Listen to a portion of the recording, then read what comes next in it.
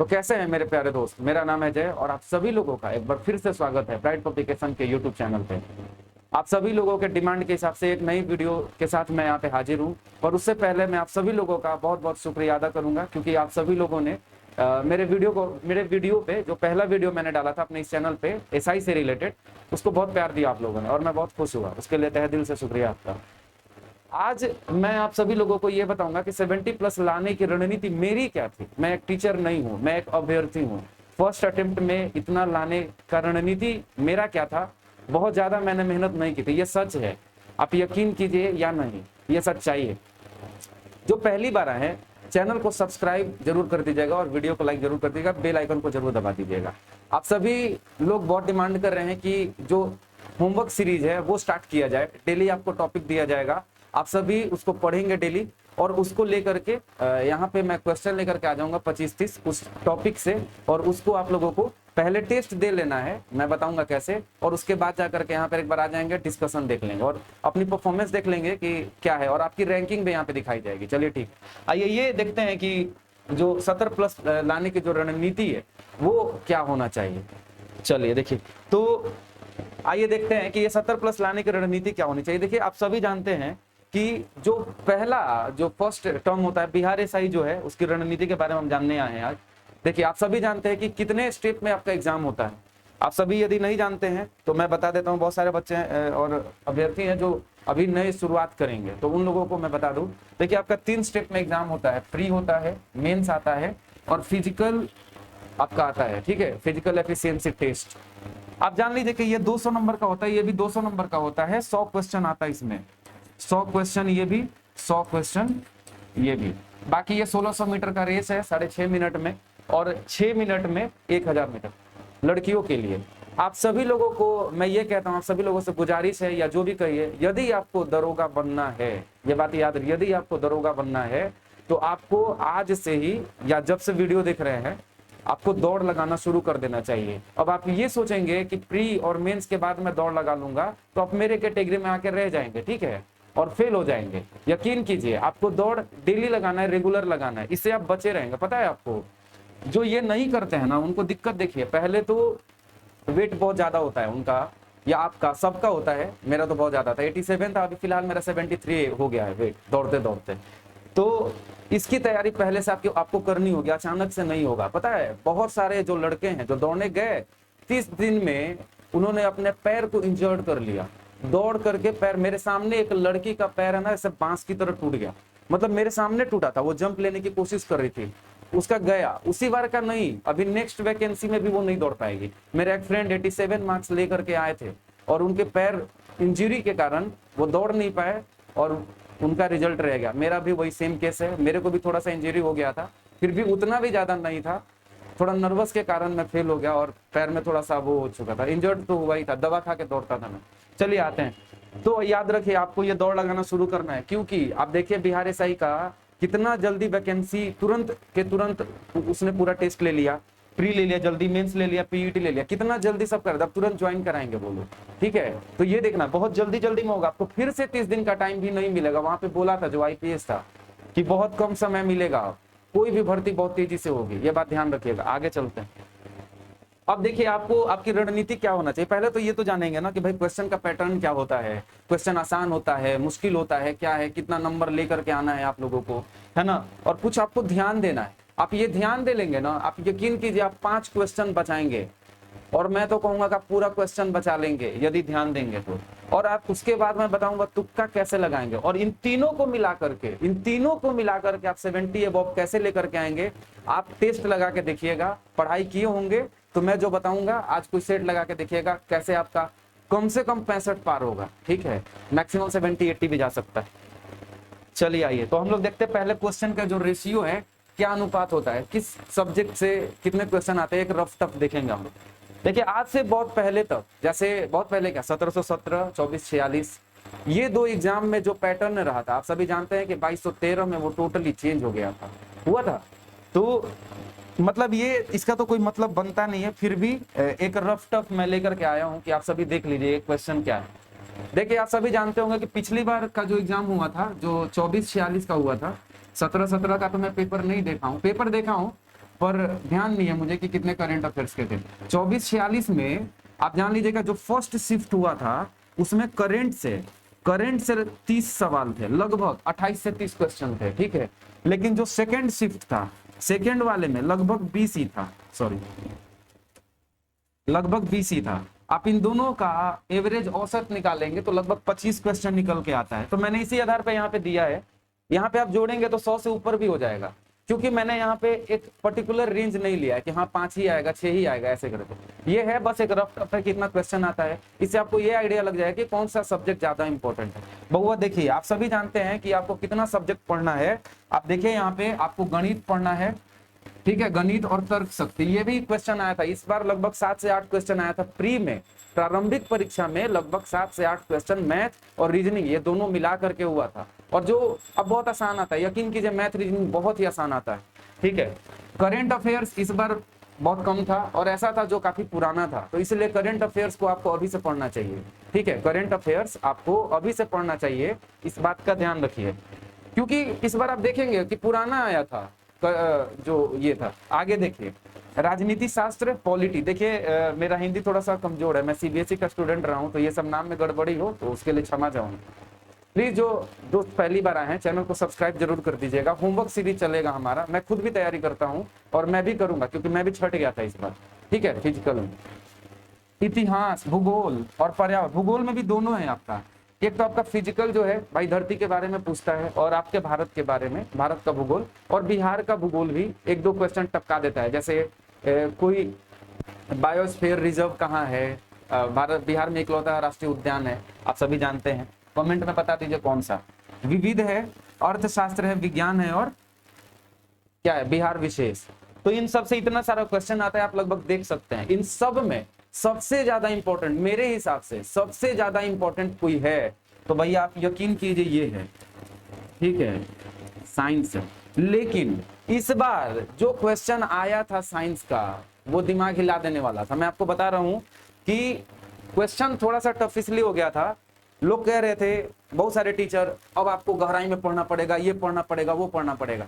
अरे भैया पूछा था कि कटा हुआ रहता है हाथ, वहां पे कौन सा जीवाणु पाया जाता है, आप रटे हैं क्या अभी तक? क्या कौन से आप जीवाणु के बारे में पढ़े हैं कि कौन सा दलहन की फसल में पाया जाता है जीवाणु, कौन सा जो है वो वायुमंडल में नाइट्रोजन का स्थिरीकरण करता है, कौन सा जीवाणु जमीन में स्थिरीकरण करता है, ये सब आप पढ़े थे क्या? ये पढ़े थे? किसी टीचर के नोट्स में ये नहीं था, यकीन कीजिए, कि कटने पे वहां पे कौन सा जीवाणु लगता है। लेकिन ये 11th क्लास में है, 12th क्लास में है। तो मैं आपको ये बताना चाह रहा हूँ कि जो बिहार एसआई का एग्जाम है वो अब 11th-12th का भी क्वेश्चन उठा रहा है साइंस से, मैं आपको पहले बता दे रहा हूँ। सिर्फ यही नहीं, बीपीएससी भी, क्योंकि 10th तक का क्वेश्चन अब लगभग खत्म हो चुका है। पूछा ही सवाल कितने बार पूछेगा, आप देखेंगे कुछ सवाल है वो बार बार पूछता है, जैसे कि रक्त का थक्का जमने के लिए कौन सी विटामिन की जरूरत होती है, ये बहुत बार, कई बार पूछा गया है। विटामिन ए का नाम क्या है, कौन सा विटामिन है जो कि एक हार्मोन है, इस तरीके से क्वेश्चन, ये सब बार बार पूछे गए क्वेश्चन है और ये बार बार आते हैं। और खास करके बिहार विशेष से सबसे इंपॉर्टेंट,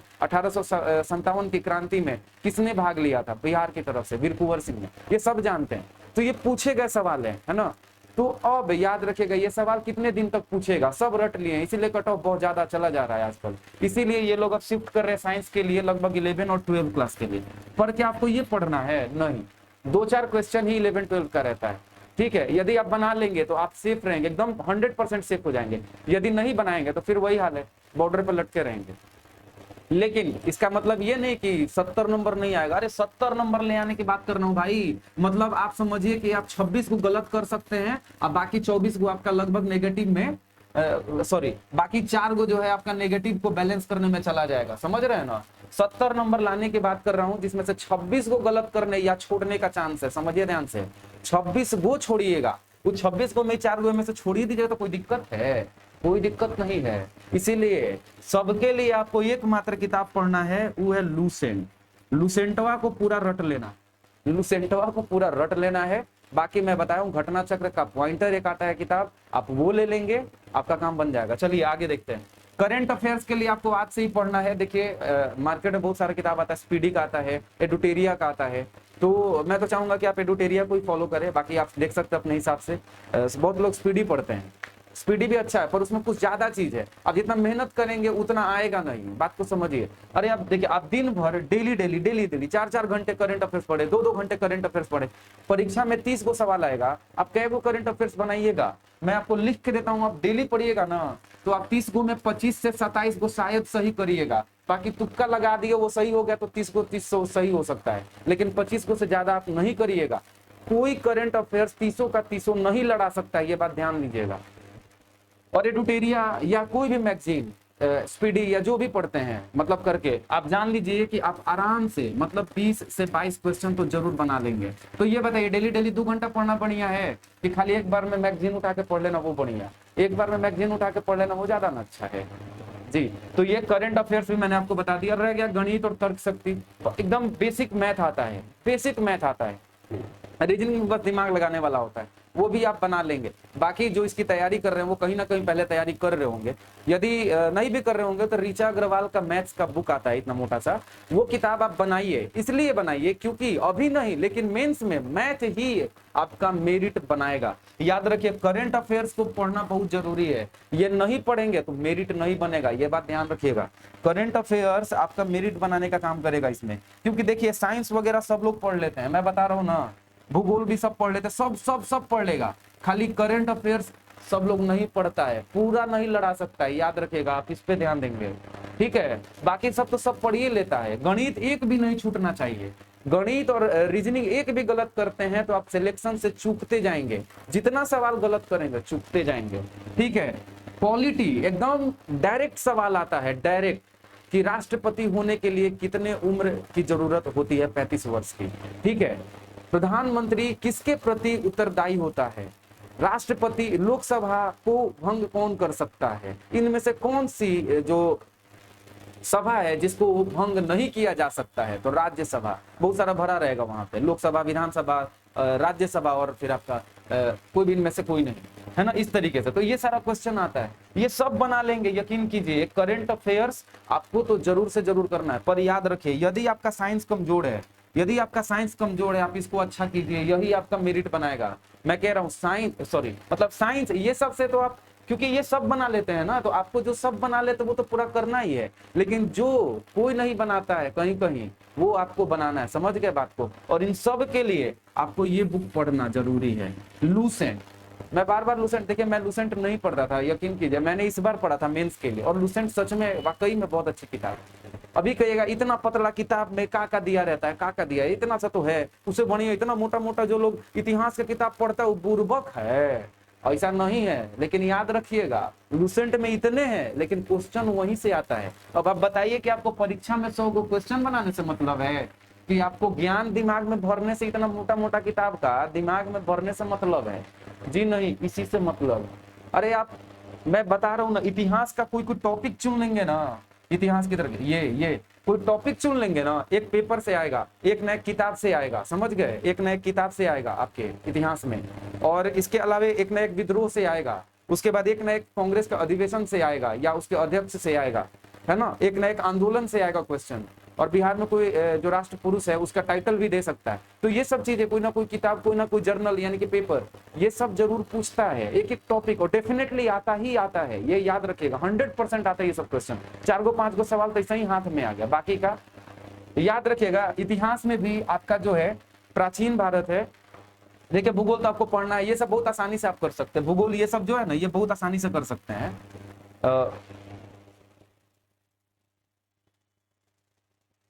भूगोल वगैरह आप बहुत इजीली कर सकते हैं, उसमें दिक्कत वाली बात नहीं है। दिक्कत वाली बात है करंट अफेयर्स के लिए, तो इसके लिए आप कोई भी एक मैगजीन ले लीजिए, डेली पढ़िए, थोड़ा थोड़ा आधे घंटे 1 घंटे, है ना, डेली कुछ ना कुछ आप याद कीजिए, वो काम आएगा आपके।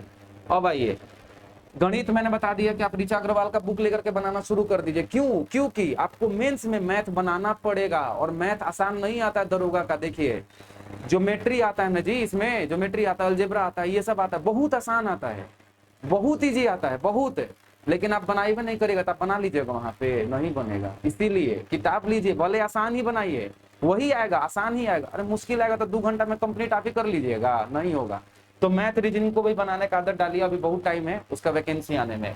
करंट अफेयर्स है, इसके लिए आप डेली वो करिए। लेकिन रहेगा राजनीति शास्त्र, इसके लिए भी लूसेंट ही काफी है। लूसेंट ही काफी है। बाकी मैं जब आपको क्वेश्चन दूंगा तो मैंने और भी किताब लक्ष्मीकांत वगैरह पढ़ा हुआ है, तो मुझे जो एक्स्ट्रा लगेगा वो मैं आपको डिस्कशन के साथ यहाँ पे बता दूंगा, ठीक है। तो राजनीति शास्त्र भी आप लूसेंट से ही पढ़ेंगे। इतिहास में रह गया प्राचीन भारत का इतिहास। देखिए प्राचीन भारत में भी आप याद रखिएगा कि इसमें भी पढ़ने के लिए बहुत कुछ है। प्राचीन भारत में भी पढ़ने के लिए बहुत कुछ है। उदाहरण के लिए मैं आपका ले लेता हूं, देखिए आप देखिए ऐतिहासिक काल जो होता है ना, प्राग ऐतिहासिक काल से, वहां से नहीं आता है। जो क्वेश्चन आएगा आपका सिंधु सभ्यता से आएगा। देखिए पहला टॉपिक जो होता है सिंधु सभ्यता से आता है। यहाँ से वो क्वेश्चन नहीं देकर के आपको प्राग ऐतिहासिक काल इंपॉर्टेंट लगता है, नहीं, उसकी तुलना में ही ज्यादा इंपॉर्टेंट है, समझे। कौन सा सामान कहां से मिला है ये ज्यादा इंपॉर्टेंट है। आप खुद सोचिए कौन सा सामान किस स्थल से मिला है, ये ज्यादा जरूरी है कि ये ज्यादा इंपॉर्टेंट है कि जो वहां पे अनाज घर मिला है उसका साइज क्या है। तो लोग साइज तक रट लेता है, जो अइबे नहीं करेगा, पूछेगा कि हाँ अनागार कहाँ पे मिला है, स्नानागार कहाँ पे मिला है, ये सब पूछेगा। कौन सा ऐसा स्थल है जो 3 भागों में विभक्त है, कहाँ से पशुपति के वो मिली है, कहाँ से मातृ देवी की ढेर सारी मूर्ति मिली है, कहाँ से हल का साक्ष्य मिला है, कहाँ पे घोड़े की हड्डी का साक्ष्य मिला है। ये सब जितना इंपॉर्टेंट है, कौन सा स्थल किस नदी के किनारे है वो मैच करने को दे सकता है। समझ रहे हैं ना बात को, कौन सा स्थल कहाँ पे है वो मैच करने को दे सकता है। ये सब ज्यादा ना इंपॉर्टेंट है, उसमें भी बहुत सारा चीज है, कहाँ से स्टेडियम का साक्ष्य मिला, ये सब इंपॉर्टेंट है। कई सब इंपॉर्टेंट है कि कौन सा स्थल है, कितना बड़ा साइज का है, क्या नहीं है, क्या है क्या नहीं है, ये सब नहीं, बहुत कॉमन चीज, उस सब चीज लूसेंट में है, ठीक ना। उससे ज्यादा आपको जरूरत है ही नहीं। अरे 1-2 को जाएगा तो जाएगा, मैं बार बार बोल रहा हूँ आपको 30 को सवाल छोड़ने का ऑप्शन है, 70 को ना लाना है। 70 को सही कर दीजिएगा ना तो काट छाट के तब वो रिजल्ट हो जाएगा जनरल में, ठीक है। सिंधु घाटी सभ्यता से आ जाता है। इसके बाद आपका आता है वो क्या बोलते हैं यार, वो मुझे ध्यान नहीं आ रहा है, माफ कीजिएगा, मुझे उसका हिंदी नाम नहीं याद आ रहा। महाजनपद काल, महाजनपद काल, उससे भी सवाल आता है। बिंबिसार, अजातशत्रु, ये सब के बारे में, किस अस्त्र का युद्ध में इस्तेमाल किया, ये सब इंपॉर्टेंट है। तो ये सब लूसेंट में मिसिंग है, लेकिन आपको पढ़ना लूसेंट से ही है। इसके बारे में मैं आपको बताऊंगा जब डिस्कशन होगा ना, जो इंपॉर्टेंट होगा वो बताऊंगा, ठीक है। डिस्कशन में बहुत मजा आएगा, आप याद रखिएगा, इसीलिए चैनल सब्सक्राइब कर लीजिए, ठीक ना। तो सिंधु सभ्यता हो गया, वो इंपॉर्टेंट है। तो ये सब टॉपिक ऐसा है कि ये सब छोड़ करके दूसरा पूछेगा। इधर प्रागैतिहासिक काल अब नहीं आता है, पहले आता था। और सवाल ये आता है कि मध्यकालीन भारत जो है वो बहुत सारे परीक्षा में पूछा ही नहीं जाता है, लेकिन दरोगा के एग्जाम में पूछा जाता है, समझ गए। दरोगा के परीक्षा में पूछा जाता है, वो भी गिना चुना हुआ पढ़ना है आपको। उदाहरण के लिए देखिए, सल्तनत काल में नॉर्मली तो कुतुबुद्दीन ऐबक ऊपर ही पढ़ना है कि कुतुबुद्दीन ऐबक जो है लाख बख्श किसको कहते हैं, कौन सा खेल खेलते हुए वो गिर के मतलब वो मर गया था। जहांगीर जो है, उसके बाद अकबर के बारे में कब कौन सा प्रथा शुरू किया। अकबर जब फलाना जगह पे जीतने गया तो वहां पे उसके कौन सा सेनापति गए थे, किसके किसके बीच में वहां पे लड़ाई हुई थी, ये सब जो है अकबर के भी बारे में इंपॉर्टेंट है। कब उसने अपनी राजधानी का परिवर्तन किया था, है ना, ये सब इंपॉर्टेंट है।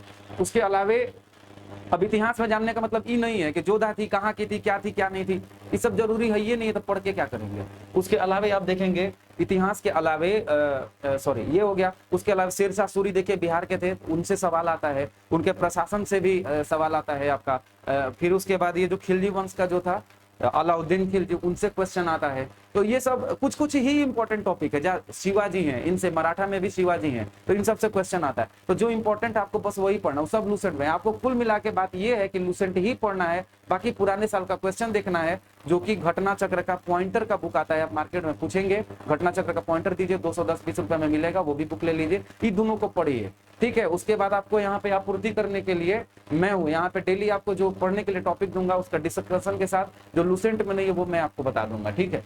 चलिए, तो ये सब इंपॉर्टेंट होगा। उसके बाद आपका इतिहास भी हो गया, भूगोल आ गया। देखिए भूगोल में भी बहुत सारा फैक्ट आता है, फैक्ट, कोई इसमें थियोरी नहीं आता है, आईएएस का एग्जाम नहीं है, कोई थियोरी नहीं आता है, डायरेक्ट आएगा ये दर्रा कहाँ पे है, नाथुला जेलेपला दर्रा कहाँ पे है ना। इस बार आया था ना एगो दर्रा, तो इस तरीके से।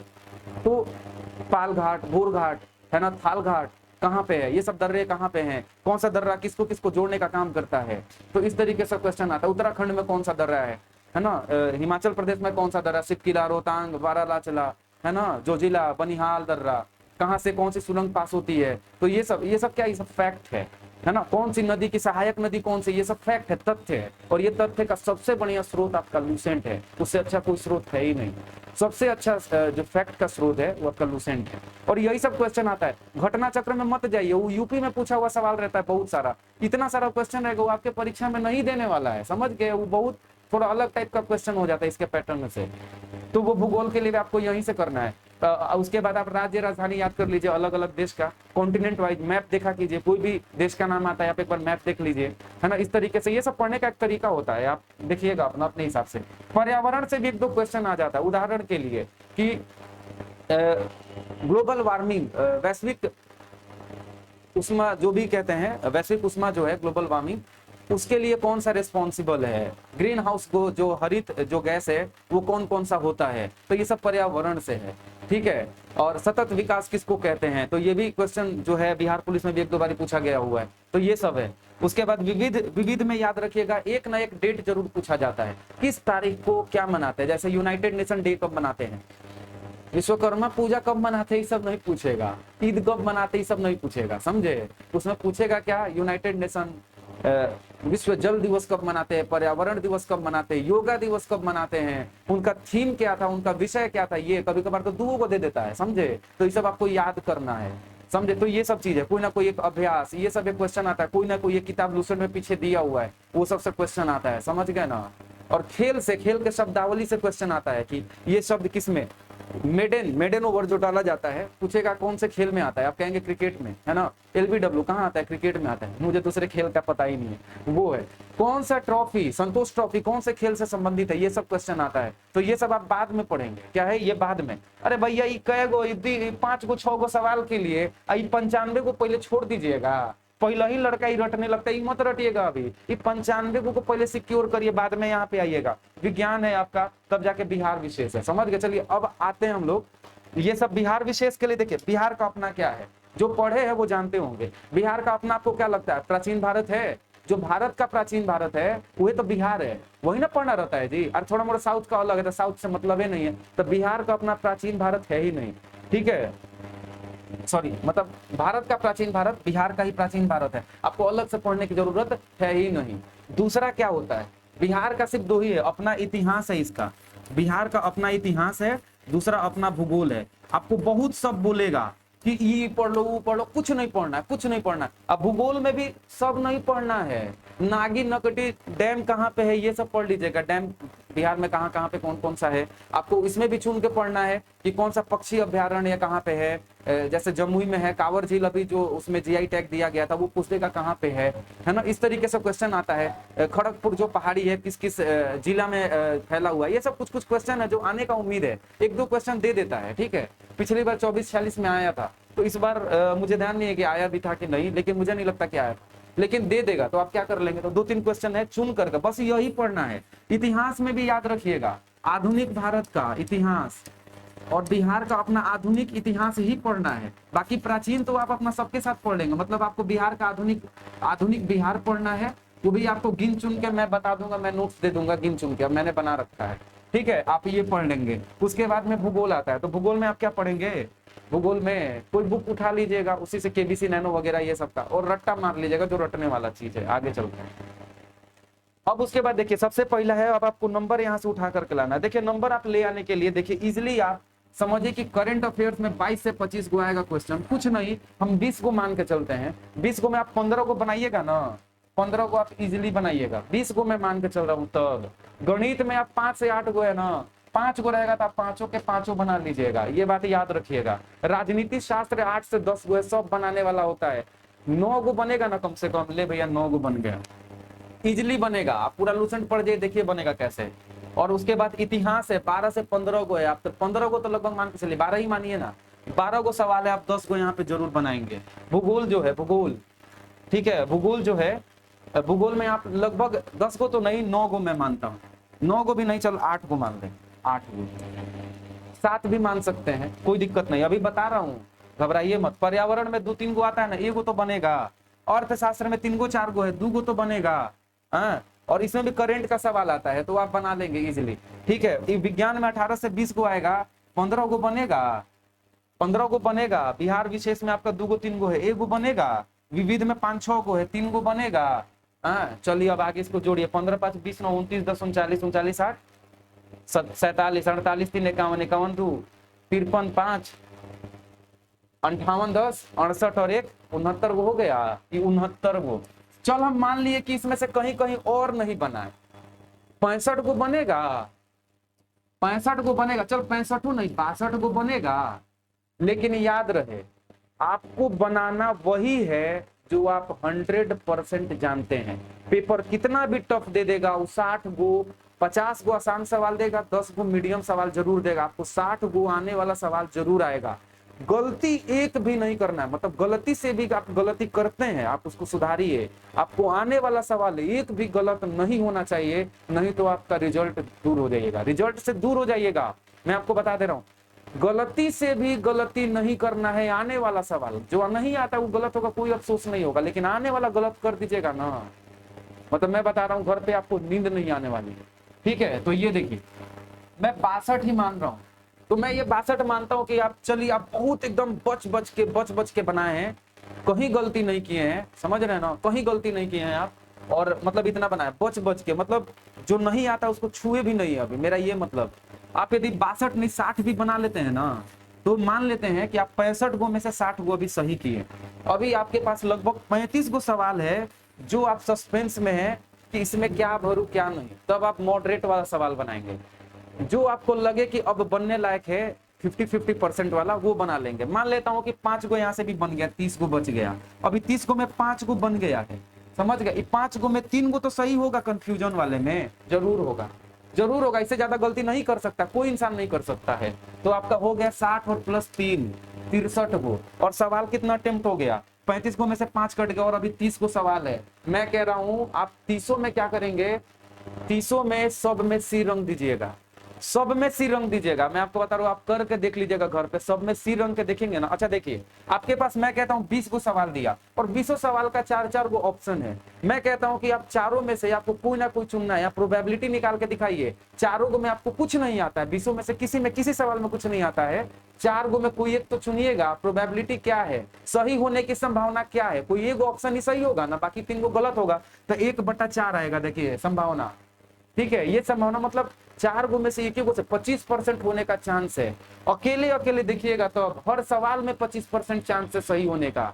लेकिन यदि आप, मैं कहता हूं यदि आप 30 गो सवाल को एक साथ एक बंच में लेकर के और इसका भी 25% निकाल के देख लीजिए, तो आपका जो है लगभग 1/4, और मान लेते ये 28 है, 7 गो सही होगा तभी भी, इसमें से 7 गो सही होगा। यहाँ पे जोड़ लीजिए, 60 3 63 प्लस 7 कितना हो गया, 70 हो गया जी। और आप ये करके देखिएगा, नहीं मेंस में ये काम नहीं करना है, मेंस में वैसे तैयारी कर लेंगे, लेकिन कभी भी करेंगे। मेंस में पेपर आसान आता है ना, मैथ रीजनिंग आ जाता है, बनाकर कहीं 70 पार चल जाइएगा, चिंता मत करिए। इतना यहाँ लाइएगा ना तो 70 पार कर जाइएगा।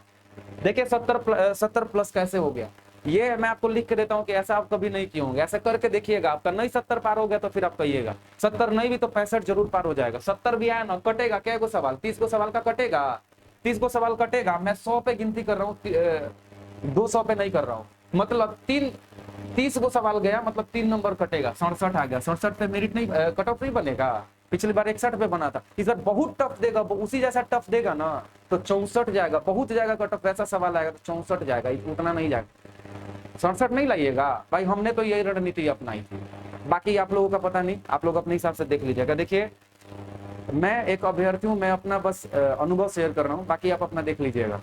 और प्लीज जो चैनल पे पहली बार आए हैं, नए आए हैं, प्लीज चैनल को सब्सक्राइब कर दीजिएगा। ये मेरा दूसरा वीडियो होने जा रहा है एसआई के लिए, तो सब्सक्राइब जरूर कर दीजिएगा। अभी होमवर्क सीरीज शुरू करेंगे, आप और मैं दोनों मिलकर तैयारी करेंगे जम के अच्छे से, और सबका सिलेक्शन होगा, देखिएगा फिर कैसे डबल स्टार लगेगा ना, यहाँ बहुत खूबसूरत लगेगा। चलिए देखिए यहाँ पे गलती बिल्कुल नहीं करना है। बहुत लड़का लोग जो होता है ना, जाता है OMR को गलत भर, अरे तुम्हारे पास 2 घंटा का टाइम है भाई, 2 घंटा। मैथ नहीं है, मैथ 5 गो है, बनाने में क्या मिनट लगेगा, 20 मिनट लगेगा, बहुत लगेगा। आधा घंटा जरूरत पड़े तो दे दीजिए OMR को, आधा घंटा जरूरत पड़े तो दे दीजिए, लेकिन OMR गलत नहीं भरना है। OMR हमेशा सही भरना है, समझे, हमेशा सही बनना है।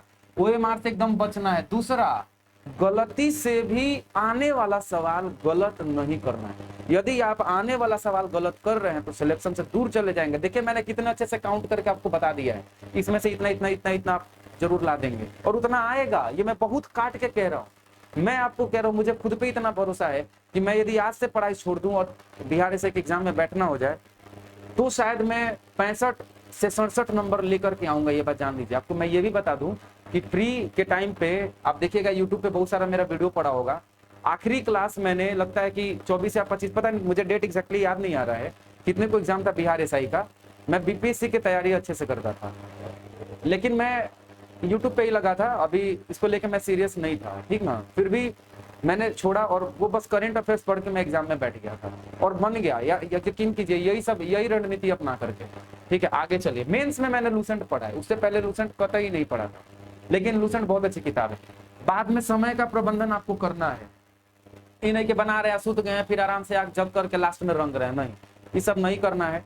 क्वेश्चन पे टिक लगाना अलाउ नहीं होता, क्वेश्चन पे टिक भी नहीं लगाएंगे, ठीक है। आप घर पे प्रैक्टिस करेंगे, सेट लगाइएगा। अभी सेट लगाने की जरूरत नहीं है, बाद में मैं आपको सेट भी दूंगा, उसी तरीके का। मार्केट में बहुत सारा हार्ड तरह का सेट दे देता है, पहले ही लड़का फ्रस्ट्रेट हो जाएगा। क्वेश्चन जैसा एग्जाम है, क्वेश्चन एग्जाम में आसान आता है, वैसा क्वेश्चन दो ना यार, इतना टफ दे रहे हो भर के। मैथ एक को बनाने में लगता है 20-20 मिनट, वहां सवाल आता है एकदम आराम से जोड़ घटाओ, यहाँ पे देता है इतना हार्ड एकदम। यहाँ पे आप देखेंगे कोई भी सेट में ना इतना हार्ड बना के देते हैं, ये इतना हार्ड बना करके देते हैं जिसका कोई ठिकाना ही नहीं। आगे देखिए, खुद पे भरोसा रखिए। बहुत लड़का है ना कि इधर दोस्ती नहीं करेगा, अंदरवा जाकर के दोस्ती बड़ी अच्छा कर लेता है। भाई मेरे याद रखिएगा, मैंने बताया है, आप खुद इमेजिन करके देखिए। जो मैंने बोला, चलिए 28 ही मानता हूँ, 28 सवाल बच गया है जिसपे मैंने कहा है सी रंगने को। अब दूसरा ऑप्शन क्या है, या तो आप खुद से रंगेंगे, ABCD बहुत तरीका है, लेकिन आप सी रंग के देखिएगा। आपका इसमें से 25% इसका निकाल के देखिए झुंड में, तो आपका निकल करके आएगा लगभग 7 गो सही। और ये लगातार नहीं है, ये लगातार नहीं, बीच बीच में करके, ये मेरा एक्सपीरियंस, 7 गो सही नहीं होगा, कम से कम 10 गो सही होगा। ये लगातार नहीं ना जी, ऐसा नहीं ना कि लगातार आपको छूट गया है, कहीं दूसर का छूटा होगा, कहीं 8वां छूटा होगा, कहीं 7वां छूटा होगा, यही ना हुआ होगा। आप करके देखिएगा, ये सब में सी रंगिएगा, सी, दूसरा ऑप्शन नहीं, सी। कहीं मन डोले, मेरा आपका तन डोले तो बी रंग दीजिएगा, क्या दिक्कत है, भी रंग सकता है, लेकिन सब में सेम रंग के देखिएगा। आप जरूर बेहतर पाएंगे अपना रैंक। देखिएगा 7 से 8 को सवाल का आपको फायदा होगा, मतलब 14 नंबर का, 14 नंबर, एक नंबर से मेरिट में रह जाता है सब, समझे। उसके बाद देखिए, इसीलिए खुद पे भरोसा रखो। अब सोचिए कि ये 28 को जो सवाल आपको तुक्का लगाना, सबको सेम रंगने को मैं कह रहा हूँ, और बगल में मित्र है, उससे पूछ लिए। जब वो ठान लेगा कि आपको सही नहीं बताना है, तो आप हर सवाल का 2800 का वो गलत जवाब देगा। इससे बढ़िया आप सब में तुक्का अपने हिसाब से रंग दीजिए, क्योंकि आप जितना पूछेंगे वो सब गलत जवाबे देगा, तो सही हो कहां से जाएगा। लेकिन यदि आप उसमें, आपको नहीं पता है आंसर, लेकिन आप सब में सी रंग दीजिए, डी रंग दीजिए, या ABCD करके ऐसे रंग दीजिए, 2-3 को तो सही होगा। लेकिन जब वो ठानी लेगा कि आपको गलते बताना है, तो कभी सही नहीं होने वाला है, एक भी सवाल सही नहीं होगा, सब चल जाएगा दिक्कत, ठीक है। आगे चलिए देखिए, तो ये सब हो गया, समय प्रबंधन, ये सब आपको करना है। बाकी यही है, 70+ कैसे आएगा मैंने आपको बता दिया, पहले ही बता दिया है। तो प्लीज अपने दोस्तों को जरूर बताइए इस चैनल के बारे में। डेली आप देखिएगा कि डिस्कशन इतना धांसू करूंगा ना कि आप सोच भी नहीं सकते हैं। आप बस डेली पढ़ के आइएगा। यहाँ पे मैं जो टॉपिक देना होगा, जो सीरीज चलेगा, होमवर्क सीरीज, उसमें आज टॉपिक दूंगा, कल टॉपिक दूंगा, और अगले दिन परसों जो है उन दोनों का डिस्कशन। और परसों मतलब जैसे देखिए, आज यदि टॉपिक दिया, कल टॉपिक दिया, तो इस दिन आपको जो है मैं कुछ क्वेश्चन दूंगा, टेस्ट आपको देना है ऑनलाइन, और टेस्ट के बाद इसका डिस्कशन मैं आपको लाइव आकर के कराऊंगा, और आपको कमेंट बॉक्स में भी एक बार जवाब देना है। और यकीन कीजिए, ये यदि 30 क्वेश्चन होगा ना, 30 और 30 ये क्वेश्चन 60 क्वेश्चन होगा ना, आपको 60 नहीं, आपको 240 क्वेश्चन का मैं डिस्कशन करके दूंगा। यहाँ पे डिस्कशन में 240 क्वेश्चन कम से कम आपका बनेगा, बहुत सारा सवाल, और मेरे मुंह से निकला हुआ एक सवाल इंपॉर्टेंट होगा।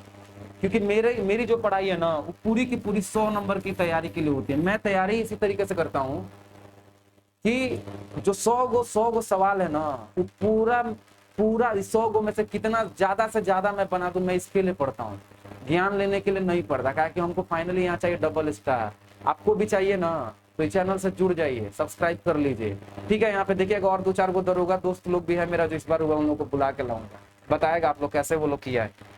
लेकिन दौड़ना शुरू कर दीजिए भाई। मैं बहुत पछताता हूँ आज के डेट में, मैं आपको बता नहीं सकता मुझे कितना अफसोस है, पर फिर भी आप दौड़ना शुरू कर दीजिए गांधी मैदान में। अब तो इधर मुसल्लापुर हाट का ये जो मनुलक स्टेडियम वो तो बंद हो गया है बस। तो भाई लोग, आप सभी लोगों का बहुत बहुत शुक्रिया, आप सभी लोगों ने मेरे उस वीडियो पे इतना प्यार दिया है, उसके लिए मैं तहे दिल से बहुत आभारी हूँ आपका और तहे दिल से शुक्रिया करता हूँ। और प्लीज अपने दोस्तों को जरूर बताइए इस चैनल के बारे में, इससे जोड़िए। ये दोस्ती का ग्रुप है, डिस्क्रिप्शन में आपको टेलीग्राम का लिंक मिलेगा, ठीक है, आप देखेंगे डिस्क्रिप्शन में टेलीग्राम का लिंक मिलेगा ग्रुप का, ठीक है। और इसको आपको करके इस ग्रुप को ज्वाइन कर लेना, इस ग्रुप में जुड़ जाएंगे, इस दिन नोटिफिकेशन आपको उसमें मिलते रहेगा, ठीक है। वो फ्रेंड्स ग्रुप होगा, बिहार दरोगा फ्रेंड्स ग्रुप, ठीक है। प्लीज तो आप अपने दोस्तों को भी बताइए इस चैनल के बारे में, उसके लिए बहुत बहुत शुक्रिया करूंगा मैं आप सभी लोगों का। तब तक के लिए चलता हूँ, बाय, जय हिंद।